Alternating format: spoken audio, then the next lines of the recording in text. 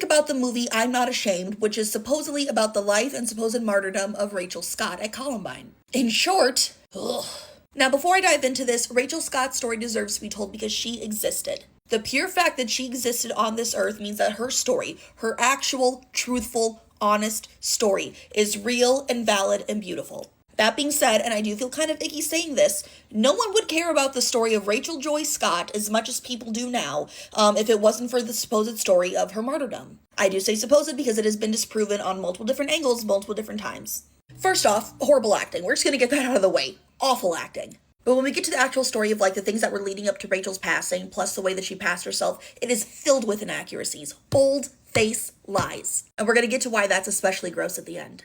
So the movie touches on or hints that part of the reason why the, assailants did what they did was because the school taught evolution as opposed to creationism. So fucking false on so many different levels. And it's also just straight up propaganda. But it fits the narrative. They also show a scene in a classroom where Rachel is giving her presentation on her, honor, her code of ethics, her personal beliefs, and then right afterwards, the two assailants are giving their presentation, and it's a video, and it's the Hitmen for Hire. That was like, Hitmen for Hire was actually a thing for a project in school that the assailants made. They were very into video production. And Rachel did write in real life, it was a whole essay about her, code of ethics and her personal beliefs and how she chose to carry on her life. How in the movie, Rachel made a comment to her teacher, how I can't watch this, I don't want to watch this, so the teacher turns off, the TV that was rolled into the room, because that's when you used to roll TVs into rooms, in classrooms. Oh my god, I'm dating myself. And that the two assailants were very angry about, she thought she was, better than everyone else, and she was some little Christian goody two-shoes, and they confronted her in the hallway inside the school, like in a stairwell, and that's what got her in trouble with the assailants and had her put on their hit list. Here's the truth about that. Neither of the assailants had any classes with Rachel. They did not know her.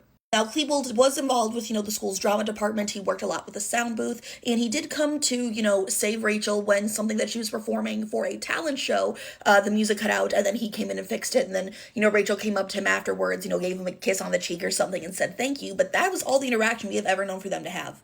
In all reality, that Hitman for Hire video, which you can find online, was made for a presentation in a business class. The two assailants made that for a business class. They were presenting an idea of, a business. Rachel's Code of Ethics paper was written for, I believe, an English class. Two very different classes. The assailants and Rachel were in different grades. So that movie right there completely and utterly lies. So at the scene where Rachel, was getting the teacher to turn off that horrible, scary film, that's being presented in class as a project is a lie. That also means that the interaction in the stairwell where the two assailants confront her is also a lie, which would then make her going on the hit list a lie.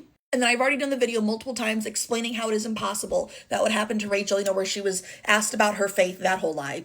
She was asked about her faith outside of the school, and because she said yes, one of the people shot her. That is also a lie. That is something that Rachel's family is very well aware of, that never actually happened. So the whole premise of the film and why the story is being told is based off of lies that the family continuously tells. But here's the crazy part. Remember how I said earlier that it was especially gross they're telling all these stories? It isn't just random people who are choosing to tell Rachel's story. This movie was made by PureFlix, which is a Christian, faith-based movie production company. So they're lying. And I'm pretty sure that lying is one of the 10 Commandments, you don't do that. It's the 9th of the 10 Commandments, by the way. Thou shalt not bear false witness against thy neighbor. So that takes all the whole Christianity thing, just blows all the way, makes it irrelevant. But also, and here's the big one. Like I said, it's not just anyone who is telling the story and profiting off of it and lying. One of the executive producers is Rachel Scott's mother, Beth Nimmo. She was involved in lying in this production too. Just putting that out there.